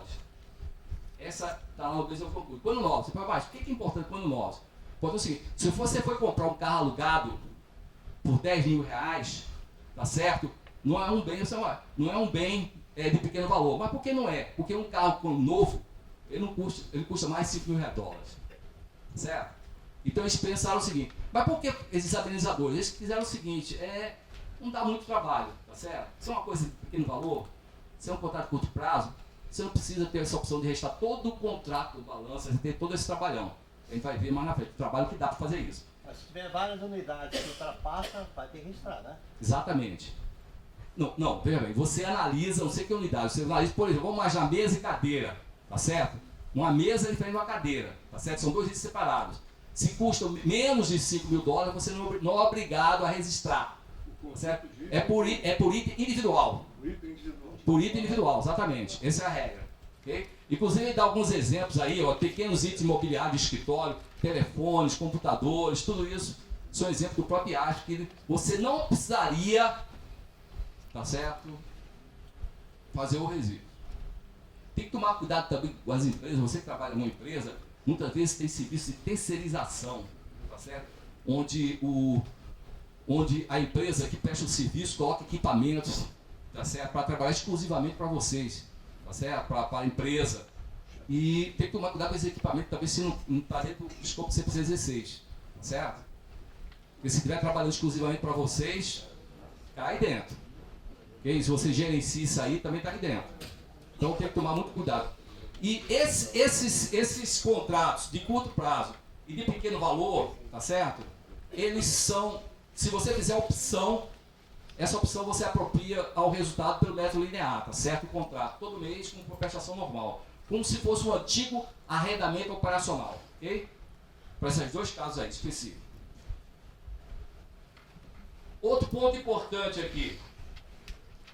O arrendamento de curto prazo, é uma escolha contábil, você escolhe por classe de ativo. Todos os ativos, móveis utensílios de curto prazo, contrato de curto prazo, eu não vou fazer arrendamento. Eu não vou tratar como dentro do escopo como se fosse um arrendamento financeiro. É estatuto do contrato, tá certo? Então você escolhe por classe de ativo, essa é a regra dele. Arrendamento de ativos de baixo valor, você escolhe por contrato. Cada contrato que tem, você determina se você vai registrar ou não, ok? Então, essa é a regra que ele fala. Eu estou aqui também, eu normalmente, eu não emito opinião sobre o IFRS, porque hoje não adianta ficar dando palpite aqui. Eu estou aqui para dizer a vocês como é que aplica a norma, tá certo? Pode ser algumas coisas eu não concorde, outras eu concordo, se quiser escrever de forma diferente, mas eu estou aqui para dizer qual é a regra, o que está por trás disso, como funciona. Porque, mas atualmente nós estamos numa contabilidade normatizada, tá certo? Então nós temos que seguir a norma. Acabou aquela história que eu passei minha vida quase toda, tá certo? É um negócio de palpite, tá certo? Você dá palpite só, eu acho que é isso aí. Na época saiu o 6.404 também, muito palpite, muita coisa. Depois o FIPECAF, sei lá, pegou aquele livro, manual de contabilidade, copiou lá do West Gap, colocou o livro aqui, foi o maior sucesso. A gente seguia aquelas normas ali. Hoje em dia isso tudo acabou, tá certo? Tudo acabou. Nós temos uma regra internacional, tá certo? Temos as normas e nós temos que cumprir a norma. E por isso que eu acho que é muito importante que o contador, tá certo? Sempre que ele tem alguma discussão, tá certo? Ele se baseia na norma, para dizer, de acordo com o prazo tal, tá certo? Não é possível fazer isso, ou é possível, etc. O cara não pode ficar mais dando palpite, né? Mesmo que o cara não conheça tudo, mas pelo menos ele pesquisa e sabe onde é que está, né? Essa norma está aqui assim, funciona dessa forma. Tá? Então isso é muito importante. Marcelo, posso fazer mais uma pergunta? Pode, até 20, cara. Eu estou aqui, regime democrático. Eu prefiro que pergunte. Essa norma vai ter dois impactos, né? Um é fiscal e o outro é por efeito de resultado. Para efeito de resultado, quando de início favorece as empresas no caso de EBITDA, né? Será que a CVM vai fazer as empresas fazer esse ajuste ou não? Não, veja bem, do ponto de vista fiscal, eu falei no início da palestra, do ponto de vista do fisco federal, tá certo? Essa norma não pode causar nenhum pagamento a mais, nenhum real a mais de imposto, tá certo?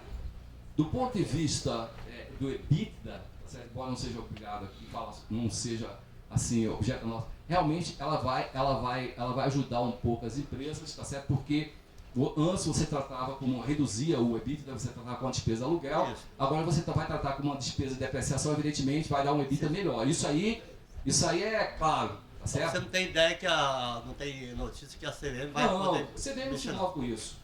Não, ela não se move, até porque EBITDA não é contabilidade, EBITDA é uma medida que se usa, né, para avaliar as empresas, se o mercado usa, né, mas do ponto de vista contábil não tem norma específica que fale sobre EBITDA. Ok. Embora em todos os meus livros eu coloco o EBITDA, eu falo lá porque eu sei que toda vez que eu falo isso também, sempre existe, somente mercado financeiro, o cara, pô, mas isso vai melhorar a EBITDA, entendeu? O mercado, de uma forma geral, o pessoal fala. Okay? Marcelo, Fique à vontade. voltando um pouco àquele assunto... Só se identifica aí, você. José Roberto. José Roberto. Voltando um pouco àquele assunto do aluguel da fábrica, Certo. o controle ele tem que ser 100%. Se ele for 95%, ele não é... Você tem que controlar o ativo como se fosse o seu. Se alguém controla 5%, quer dizer, isso não é um controle. Não é um controle. Você não tem aquele ativo não é teu. Tá certo? Se o cara controla 5%, não é teu.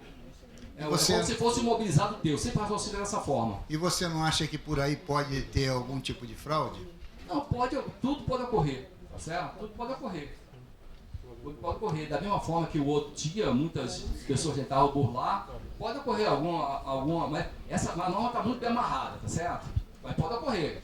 Isso eu não tenho dúvidas não. Okay?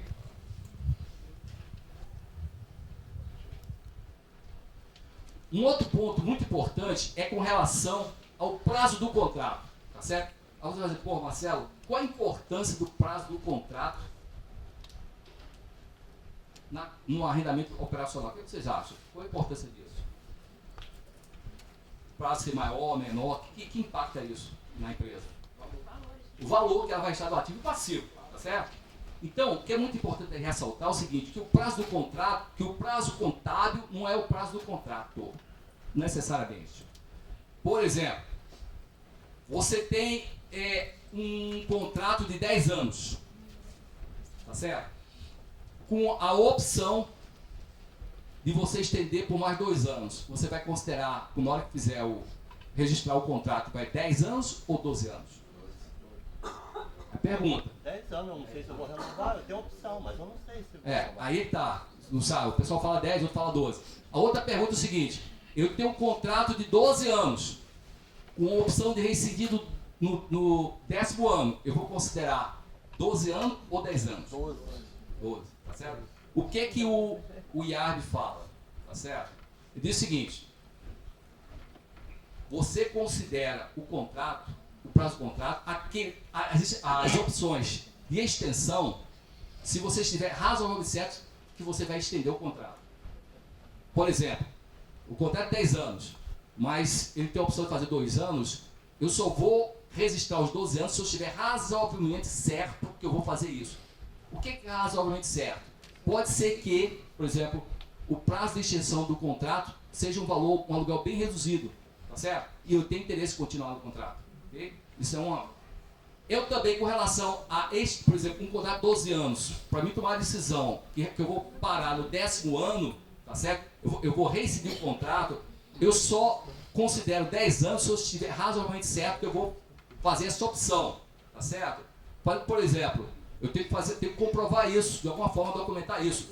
E, por exemplo, as minhas operações que eu tenho hoje em dia vão até só mais 10 anos, ou depois de 10 anos não tenho mais interesse porque pode ter surgido novas tecnologias, ou ficar só 10 anos, tá certo?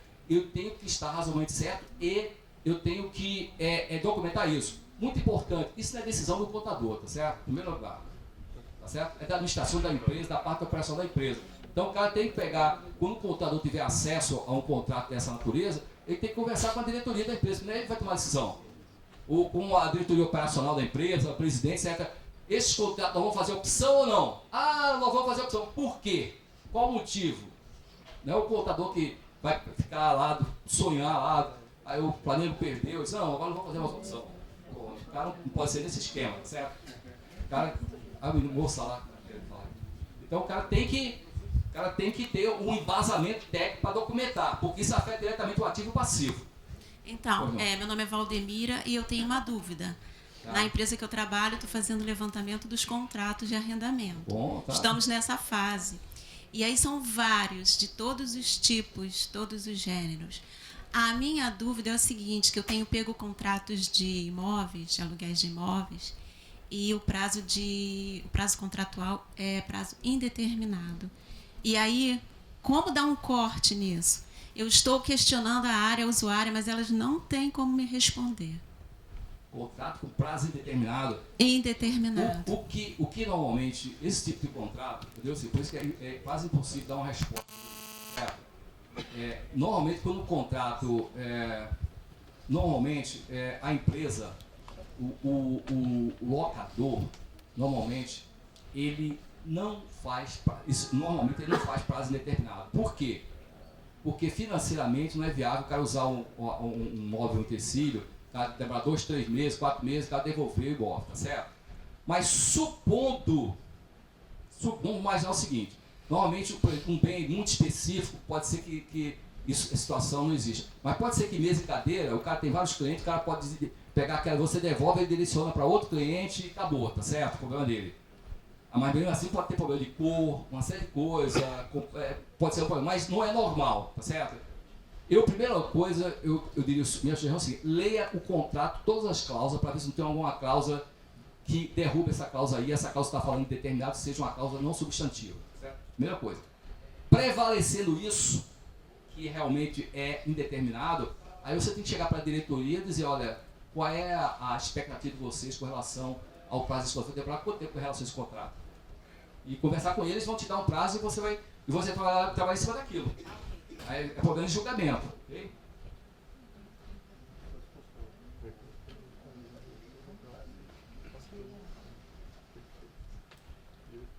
Tem uma questão aqui, essa questão é interessante, eu vou analisar com vocês, só para a gente, porque normalmente a pessoa grava os exemplos, ok? Exemplo é as perguntas que as pessoas fazem, né?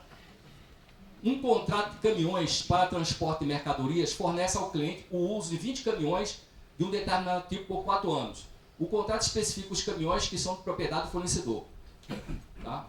Não é do cliente. O cliente determina quando e onde, quais mercadorias serão transportadas usando os caminhões. Aparentemente ele controla aqui, ele faz o que quer com os caminhões, né? Quando os caminhões têm uso, eles são mantidos na instalação do cliente. O cliente pode usar os caminhões para outra finalidade, como, por exemplo, transporte de areia, cimento, tijolos para obra, expansão da fábrica do cliente, se assim decidir. No entanto, o contrato especifica que o cliente não pode transportar determinados carros, por exemplo, produtos químicos. Isso aqui é uma restrição, como eu já falei para vocês, é uma restrição não substantiva, porque o IARC diz, olha, pode ocorrer, isso é um direito de proteção do fornecedor, então isso não impacta o fato do cliente ter o controle sobre o ativo, então, isso não funciona. Se o caminhão precisa ser consertado ou receber manutenção, o fornecedor é obrigado a substituir o caminhão, quer dizer, aqui você diz, pô, mas então não é identificado, o cara pode substituir o caminhão, mas é outra situação que o IARC abre a exceção, tá certo? Em caso de, por exemplo, consertar, receber manutenção ou fazer um upgrade da tecnologia do ativo, esse tipo de coisa, isso não afeta o fato do que o cliente ele tem um controle sobre o ativo, ok?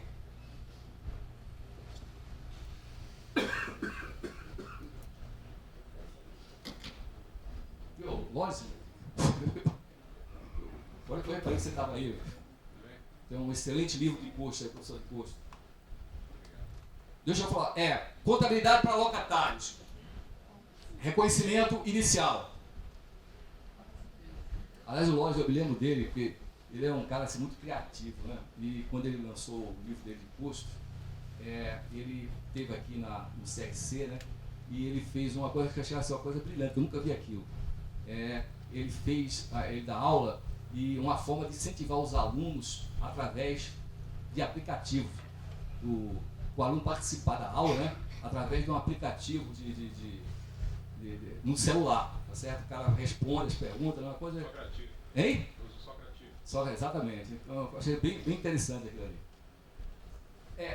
Contabilidade para locatários, reconhecimento inicial.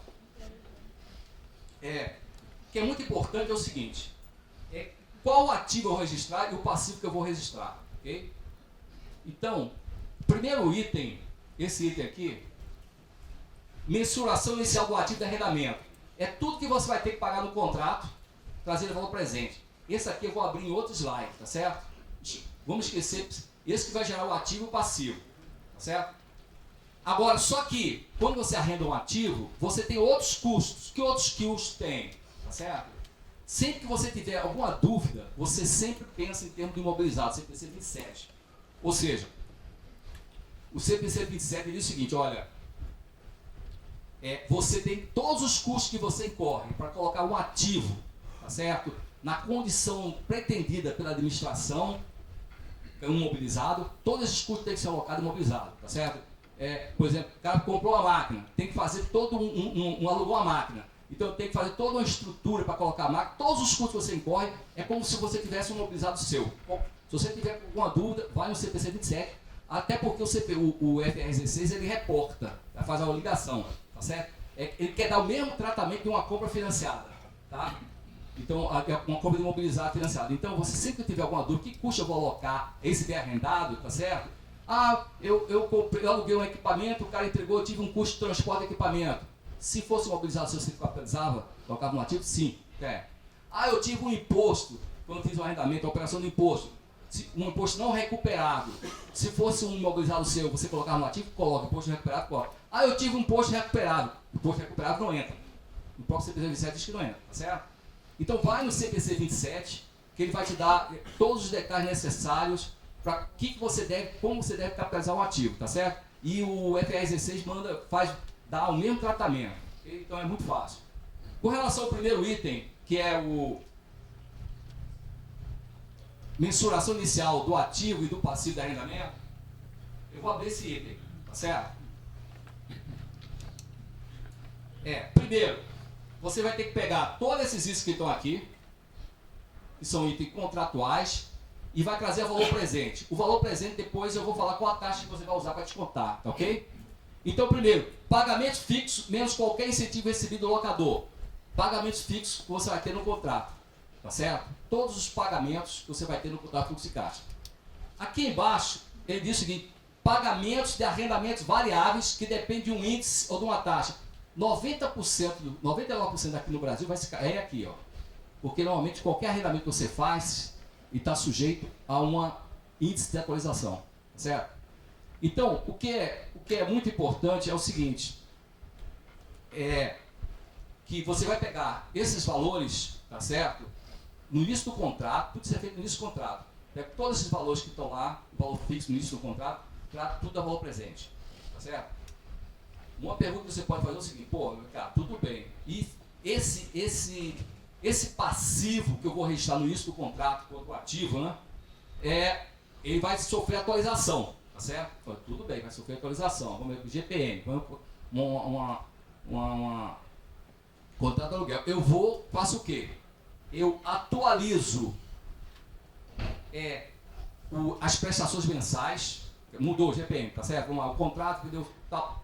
Eu atualizo as prestações mensais que eu vou pagar, depois trago tudo a valor presente. Evidentemente que vai engordar o passivo. Tá certo?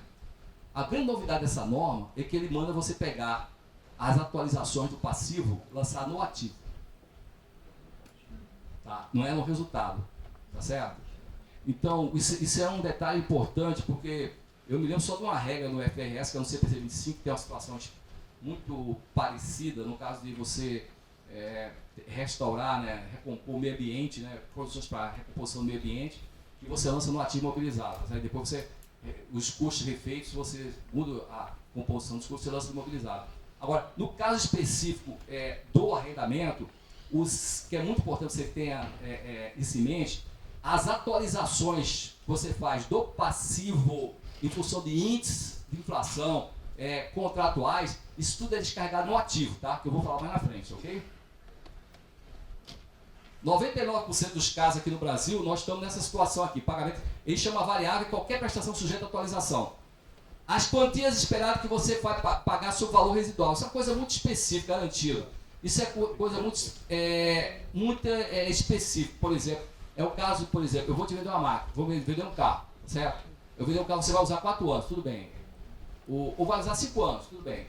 Vou te arrendar por 5 anos o carro, tudo bem. Na hora que eu vou precificar as prestações do carro, tá certo? Arrendador, tá certo? Eu vou colocar o valor justo do carro, em teoria, o valor justo do carro, menos o que eu vou ganhar quando eu pegar o carro de volta, eu vou vender o carro no mercado, tá certo? Tá ok? Vou devolver.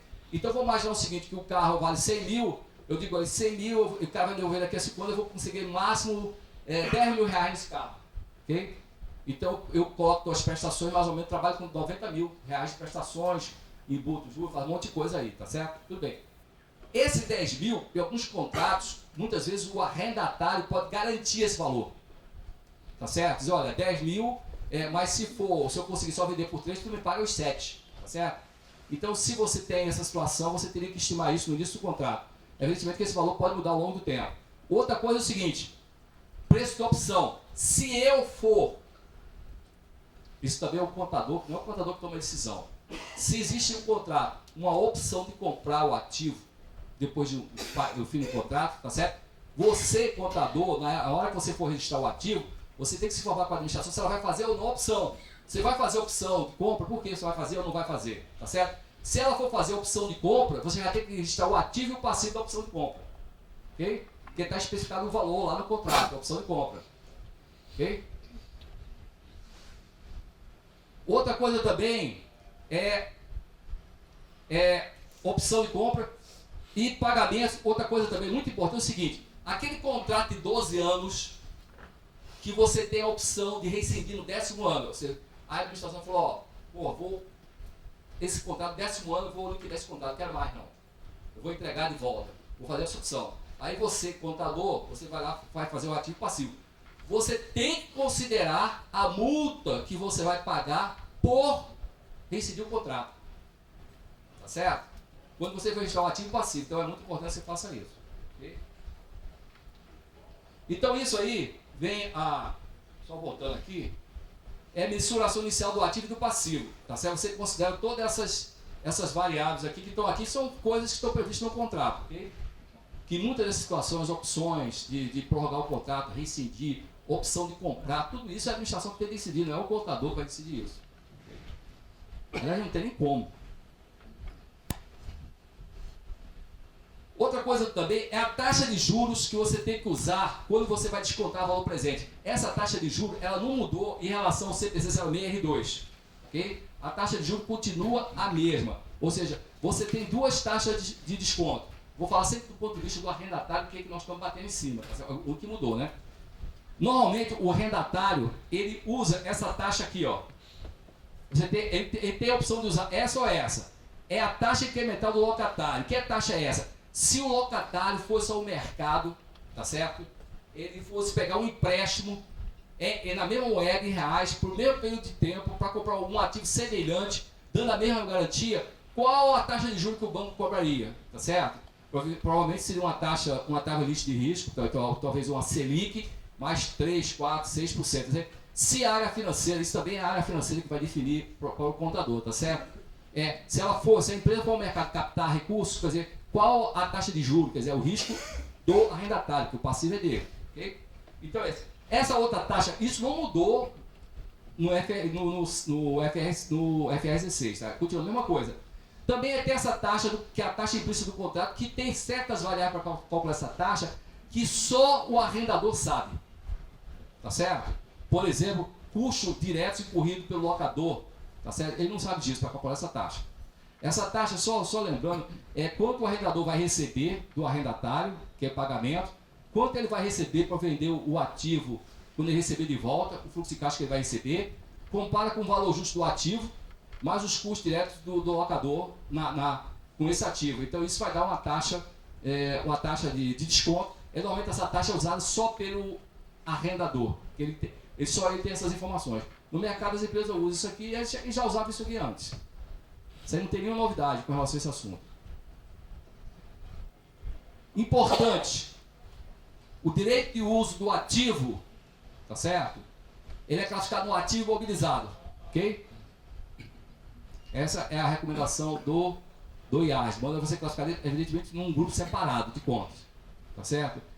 Efeitos da DRE, depreciação, CPC, como é que eu vou debitar? Eu vou debitar esse direito de uso no ativo e vou acreditar esse passivo de arrendamento, né? Esse passivo pode ficar no passivo circulante ou no passivo não circulante, dependendo do prazo do pagamento, ok? Agora, esse passivo, tá certo? Como eu trouxe ele a variável presente, ele vai engordar, vai gerar encargos financeiros nos resultados, ok? Despesa financeira, ok? De acordo com o CPC 48, a partir de 1º de janeiro do ano que vem. E pelo aquele método da taxa de juros efetiva, que não é método, que o pessoal chama, método linha ré, método como é que o pessoal chama? Linear, não é mais não. Os juros. Não é juros compostos, tem outro nome que o pessoal no mercado usa. Juros prorata tempos, né? Juros prorata tempos. O CPC se mudou desde 1º de janeiro de 2008. Não se usa mais juros prorata tempos, né? O juro que se usa é taxa efetiva de juros, tá certo? Que não é prorata tempos, nem a taxa do contrato, tá certo? Por exemplo, você compra você compra um ativo financeiro, uma aplicação financeira, por 100, por 95, vamos lá, por 100, e tem uma despesa de 10, tá certo? Para a comissão, uma série de coisas, no final deu 110. Aí você pega esse 110, tá certo? É o saldo inicial. Aí você compara com o fluxo de pagamento de juros e principal do contrato. Com isso você vai ter a taxa de juros efetivo, que normalmente é uma taxa de juros menor do que a taxa de juros contratual. Tá certo? Então existe toda uma metodologia, que é o objeto da nossa discussão hoje aqui. Talvez outra oportunidade a gente falar um pouquinho sobre o CPC 48. E todo diferente. Então, aqui a gente pega um encargo financeiro, né? Vai lançando o resultado, vai gerar uma despesa financeira. Como é que eu faço essa depreciação aqui? Aplico o CPC 27, que dá 3 metodologias de depreciação, né? Linha reta, aquele saldo decrescente e unidades produzidas. Aqui no Brasil, normalmente todo mundo usa a linha reta, mas o CPC 27 não manda ninguém fazer linha reta, né? Você tem que depreciar de acordo com da forma que você acha que está usando mais o ativo, né? Ele manda dizer outro julgamento, que ninguém faz, só segue a gestão fiscal faz isso aqui. Agora, minha pergunta é o seguinte: esse direito do uso do ativo, qual prazo eu vou usar?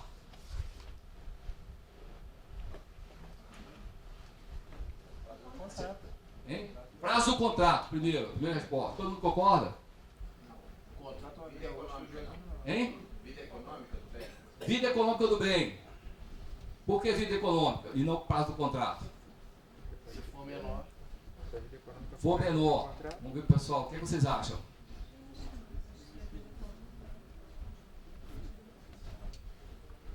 Falou que é vida econômica, eu posso continuar com o bem depois que terminar o contrato. A menina falou aqui na frente. O que mais? O que vocês acham? Eu dei para vocês, depende. Eu vou pelo prazo do contrato. Depende, tá certo? Depende. Depende daquele prazo que você colocou lá, quando eu falei para vocês, estabeleceu o prazo contratual. O prazo contábil não é igual ao prazo contratual. Se eu, por exemplo, aquela menina que falou lá, Valdemira, né? Falou assim, olha, ela vai lá conversar com o diretor, ela tem um contrato de arrendamento, vai lá conversar com o cara, olha, arrendamento, aluguel, o que você vai fazer? Cara, você vai fazer a opção de compra? Não, eu vou fazer a opção de compra, tudo bem. Se, quando ela precificou o ativo e o passivo, ela considerou na precificação dela a opção que vai comprar, é vida útil normal. Tá certo? É vida útil normal. Nos demais casos, na maioria dos casos, você vai usar o prazo do contrato, tá certo? Mas tem que tomar cuidado para você não ser inconsistente, ou seja, você precifica que vai optar por comprar e depois na hora você faz pelo prazo do contrato. Não pode, tá certo? Teria que ser o prazo, no caso seria um ativo imobilizado. Se você fazer a opção, seria um imobilizado seu normal, que você vai depreciar normalmente, tá certo? Uma outra coisa também, que em várias reuniões eu tive aí, que eu dei algumas palestras lá em São Paulo, o pessoal perguntou, pô, mas vem cá, Marcelo, isso aí tá errado, cara, essa contabilização aí, por quê? Se no arrendatário, no arrendador, isso é o arrendamento operacional, significa que ele vai estar esse mobilizado, vai ter esse item lá no mobilizado dele. E o arrendatário vai registrar o mobilizado também, então vai ficar 2 imobilizados, tá certo? É uma coisa que o IAR diz o seguinte, na verdade não são 2 mobilizados. Quem tem mobilizado é o arrendador.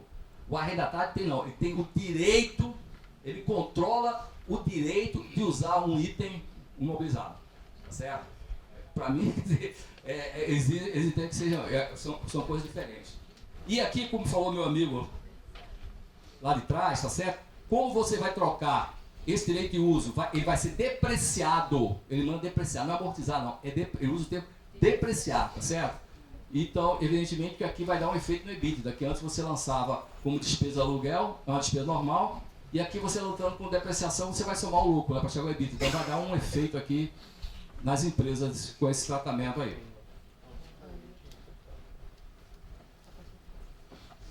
Existem situações que eu acho que são importantes para a gente discutir, tá certo? De modificação do passivo de arrendamento, tá certo? O passivo de arrendamento ele pode ser modificado de duas formas. Primeiro, tá certo?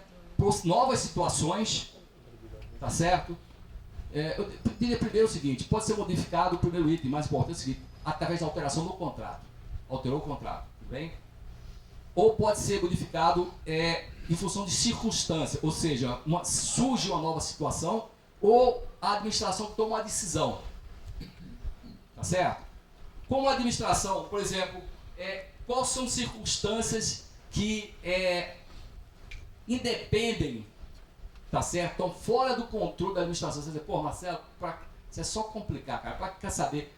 Decisões estão fora do controle ou dentro do controle, porque dependendo de uma situação e outra, você vai usar uma taxa de juros diferente para descontar, tá certo?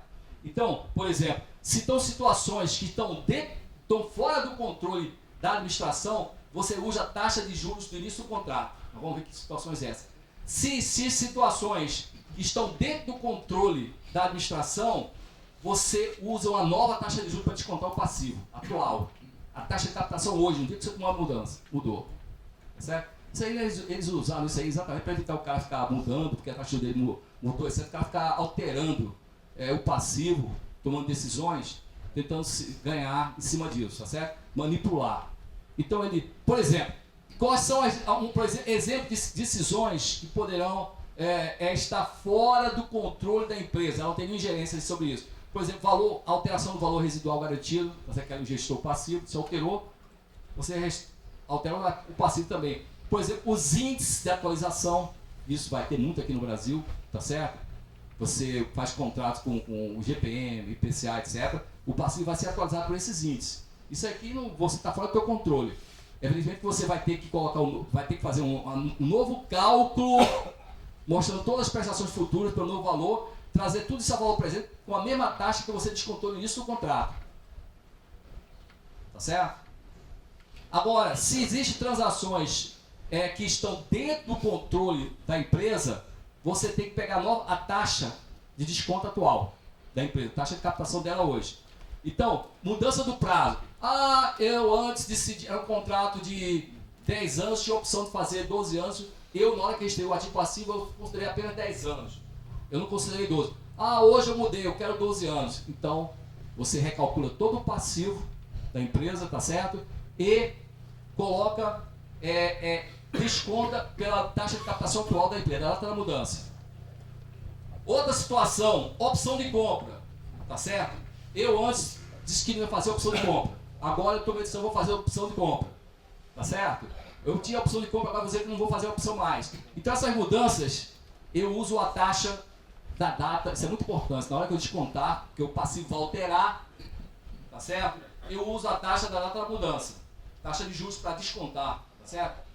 O que é muito importante dizer que todos esses efeitos aqui vão afetar o passivo de arrendamento. E eu descarrego aonde? No ativo, direito de uso. Ok? Ele manda você descarregar tudo. O que vai acontecer na tua vida prática é o seguinte, vai acontecer esse item aqui. Os índices de atualização passivo, você só tem que ficar esperto que a regra, ele poderia também passar uma semana aqui discutindo por quê, certo? O cara não vai fazer isso.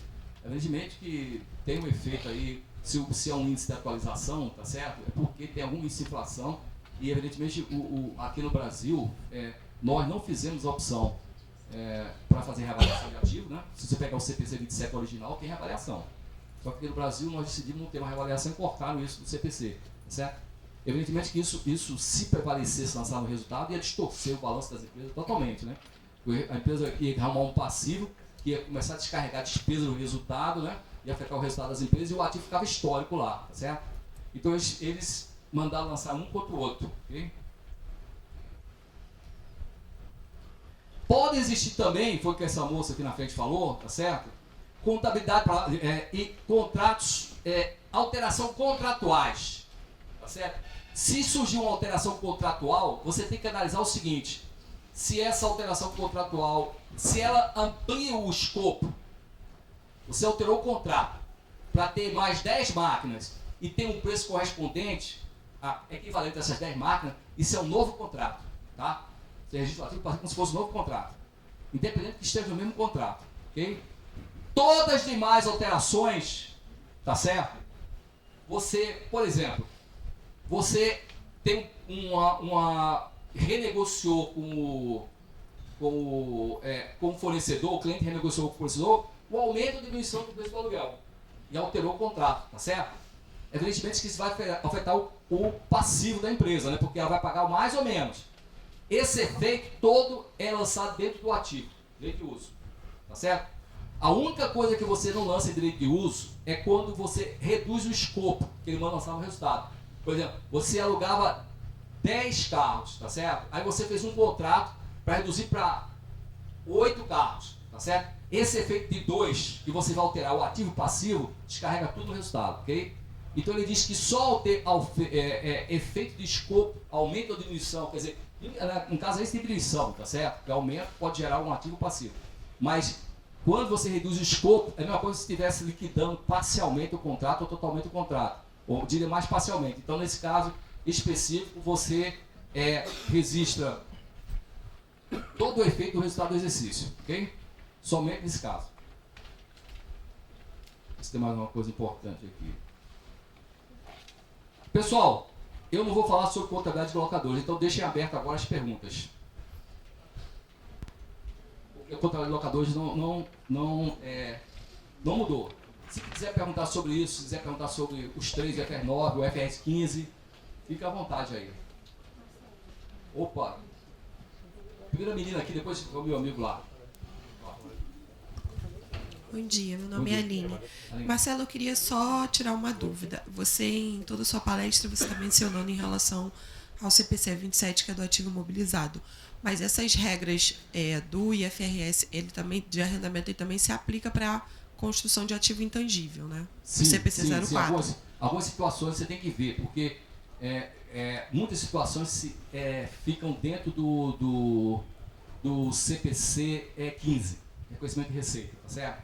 Então tem que analisar cada situação. Por exemplo, o cara alugou a franquia, tá certo? Coisa assim, mais ou menos desse estilo. Franquia, o cara não tem exclusividade, tá certo? Ele não controla aquele direito, tem vários franqueados, então não se enquadra. Então cada caso é um caso, tem que analisar. Mas ele sempre reporta ao imobilizado, tá? E manda você lançar dentro do imobilizado. Olá, meu amigo. Meu nome é Antônio. O senhor falou que a contabilidade do locador não muda. Mas no caso de eu fazer uma sublocação, eu arrendo e... Aí muda. Eu vou tratar então igualmente, né? Eu vou ter o ativo e o passivo. Ele tem um capítulo específico para subarrendamento, que é uma coisa mais específica, né? O cara aluga um bem, depois subloca para o terceiro, tá certo? Tem um tratamento específico para isso. Tá? Aí muda. Porque eu diria que não é normal, tá certo? Não é assim, uma situação... Existem várias outras situações, mas sublocação muda. Sublocação. Bom dia, meu nome é Sérgio. São 2 contratos de arrendamento que eu ainda não sei se eu imobilizo ou não. Um deles é uma parte de uma fazenda e o outro é uma central geradora hidrelétrica. Essa central geradora hidrelétrica vai ser totalmente descartada e construída uma nova. Porém, eu tenho benefício, risco, controle, tenho tudo. Mas no final do contrato, se não me engano que são 30 anos, não há a previsão de eu ficar com esse bem. Certo. Não tem aquele valor residual. Certo. Isto é um arrendamento mercantil financeiro? Tem que analisar, tá certo? O contrato, tá certo? Se você está arrendando um ativo por um período de tempo, independente se você vai ficar com ativo ou não no final, isso não importa. O que importa é que durante o prazo do contrato, seja um ativo identificado, que é identificado, tá certo? Você tem o controle daquele ativo, gerencia como fosse seu, e todos os benefícios da central foram para você. Se você enquadrar nisso aí você tem resultado. Agora, por exemplo, se essa central de energia, ela ajuda você e também ajuda outros clientes do fornecedor, você não tem uso exclusivo, então não é. Né? Mas se enquadra nessas 3 situações, tem que registrar. Independe se você não fica com bem no final do contrato. Isso não é relevante na análise. Então, uma concessão pode ser Não, a concessão tem tratamento específico. Tá? A concessão tem tratamento específico. Aí aquele papel é FIC 12, né? Aí tem tratamento específico, não se aplica. Porque tem algumas coisas que tem tratamento específico, você tem que usar aquele tratamento. Mais uma pergunta. Bom dia. Bom dia. A minha nós estamos falando sobre imobilizado. E se fosse o caso de um software, um intangível, a gente considera também uma depreciação? Depende, tá certo? Depende. Ele fala sempre imobilizado, mas pode acontecer uma situação. Ele não entra nesses detalhes, não, de intangível, não. Tá certo? Assim, se você deve depreciar ou não. Ele fala tudo lançando imobilizado. Tá certo? Sempre que você controla o direito de usar um ativo, ele manda lançado imobilizado. Ele não manda. Ele não, agora, no caso de software, tem que ver, tá certo? Que situação é. Porque o software ele pode cair dentro do CPC 15. Tá certo? Que é uma outra situação. Depende se eu passo para você o software, se eu vendo o software para você, é uma situação, reconhece a receita de imediato e você reconhece o ativo. Se eu vendo o software para você que o serviço é upgrade, aí tem um serviço que tem que separar do software. Quer dizer, o software tem uma situação, eu diria que é a parte mais complicada do FRS 15, tá certo? Porque tem alguns tipos de trabalho que são feitos no software, se você tem que usar um julgamento muito grande se você está entregando uma coisa só ou uma coisa combinada. Por exemplo, se você pega o software, faz uma série de modificações no software para adaptar ao cliente. Existe uma confusão, tá certo? Do software e também intangíveis que você dá o direito do cara usar marcas, patentes por um período de tempo. Normalmente isso cai dentro do escopo do FRS 15, tá? FRS 15. Mas depende de cada situação, não posso aqui generalizar, tá certo? Mas normalmente é dentro do FRS 15. Mais pergunta, pessoal? Alguma coisa? Meu amigo ali. Marcelo, você pode perguntar sobre FRS 9 ou 15, alguma situação. Meu nome é Sanches. Isso vai entrar em vigor a partir de 2019. Mês de janeiro de 2019. O que significa que já a partir de janeiro, todas as empresas que têm a situação vai ter que vai apurar os valores para quando fazer 2009, primeiro trimestre, já tem que fazer de forma comparativa. Exatamente. E lá fazer o ajuste exatamente, o Sanches levantou um ponto importante. Entendeu? Tem que fazer isso de forma comparativa, principalmente empresas de mercado aberto. Exatamente. Não, isso, eu diria o seguinte, toda norma que a gente aplica de FRS, tá certo? No caso específico do FRS 9, 15, 16, você é obrigado a adotar aquela norma, tá certo? E normalmente quando você adota uma nova norma, ela diz se a aplicação daquela norma tem que ser de forma retrospectiva ou prospectiva, que é para frente ou para trás, certo? Norma geralmente é retrospectiva, ou seja, aí você tem que aplicar os conceitos do CPC 23. Essa norma do FRS 16, né, que ela entra em vigor no 1º de janeiro de 2019, significa dizer que até 31 de dezembro de 2018, certo? Você tem que fazer toda a tua escrituração com base na antiga norma, certo? Quando chegar em 1º de janeiro de 2019, tá certo? Você tem que aplicar a nova norma, tá certo? Só que você, quando for publicar o balanço de 31 de dezembro de 2019, tá certo? Você vai ter que fazer o balanço 31 de dezembro de 2018 e 31 de dezembro de 2017. Você tem que publicar 3 balanços, certo? E todas as operações, você vai ter que refazer toda a tua escrituração mercantil com relação a 2018, tá certo? Esta contabilidade, tá certo? O balanço já falei, tá certo? Se o resultado, mutações, fluxo de caixa, se você vai valor adicionado, tem que refazer também, valor adicionado,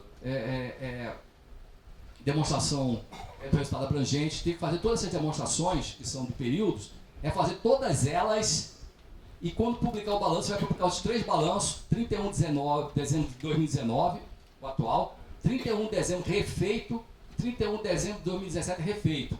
E vai publicar também os resultados, o 2017, 2018, todo ele refeito, né? Quando você refizer o passado, você tem que chegar 1º de janeiro de 2019 recalcular. Quando você pega os contratos que estavam em vigor eu diria o seguinte, em 31 de dezembro de 2018, os contratos que estavam em vigor em 2018. Aí o que é que você faz? Você pega esses contratos, recalcula todos os valores como tiver desde o início do contrato, tá certo? Aí recalcula os balanços de 2017 e 2018. Quando chegar 1º de janeiro de 2019, aí você registra na escrituração mercantil. 1º de janeiro, teoria, né? Uma teoria, poderia estar final de janeiro, mas tem que ser o efeito de 1º de janeiro de 2019.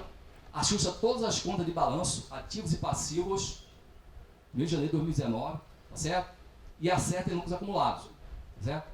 Isso na escrituração mercantil. Agora, quando for publicar, você tem que refazer os balanços e o resultado, toda a gestão financeira de 2017 tem que ser refeita, de 2018. Isso é aplicável também para o CPC 15 e, é pior ainda, que o 15 e o 9, eles entram em vigor para o 1º de janeiro de 2018, quer dizer, daqui a um mês, tá certo? Então você tem que fazer o balanço 31 de dezembro de 2017 e 31 de dezembro de 2016. E toda a escrituração de 2017 que você está fazendo agora, você vai ter que refazer para atender essas mudanças oriundas do FR9 17, é uma trabalheira desgraçada. Evidentemente que eu acho que, como o assunto é extremamente complexo, tá certo? E muitas vezes o contador, hoje em dia o contador, na verdade, ele é um empregado da Receita Federal, quer dizer, ele gasta 99% do tempo dele em atender exigência burocrática da Receita Federal, quer dizer, o cara muitas vezes não tem tempo nem de estudar contabilidade, certo? Ele tem que se assessorar, certo? Um diagnóstico, quer dizer que vai fazer tudo, mas pelo menos tem um diagnóstico, porque não é fácil por quê? Porque ele não tem tempo de estudar profundamente, tá certo? E muitas vezes você está tão acostumado com a transação, tá certo? Que você não tem ideia, você muitas vezes não analisa a essência da operação, tá certo? Eu lembro que teve uma outra palestra que eu dei, o cara falou, arrendamento de navio, isso aí não é, mas navio tripulação, isso aqui não é. Eu falei, cara, depende, tá certo? Depende. Mas eu pago uma coisa só. Depende se você paga uma coisa só. Se aquele ativo, um navio identificado, você controla ele, gerencia ele como fosse seu, tá certo? E todos os benefícios são seus, quer dizer, o fornecedor não usa aquele navio para um terceiro e você, cara, isso é um ativo que você tem que registrar, tá certo? Não sei, certo? Quer dizer, cada caso é um caso e tem que estudar. E muitas vezes o cara pode ficar assim, isso é um contrato de aluguel, então arrendamento é uma coisa complicada, é companhia aberta. Cara, não existe arrendamento complicado, companhia aberta, porque aqui no Brasil, o Conselho Federal de Contabilidade, ele adotou a regra internacional, tá certo? Então se tornou obrigatório para todas as empresas, a não ser que ela esteja dentro da PME, certo? Por enquanto, ela poderia pular fora. Mas se não, ela tem que aplicar todas as normas, independente se é companhia aberta, fechada, faz nenhuma diferença lá. Okay? Pessoal, mais perguntas? Se não, muito obrigado a todos, espero encontrar com vocês em outra oportunidade, ok? Um abraço para todos aí. Obrigado.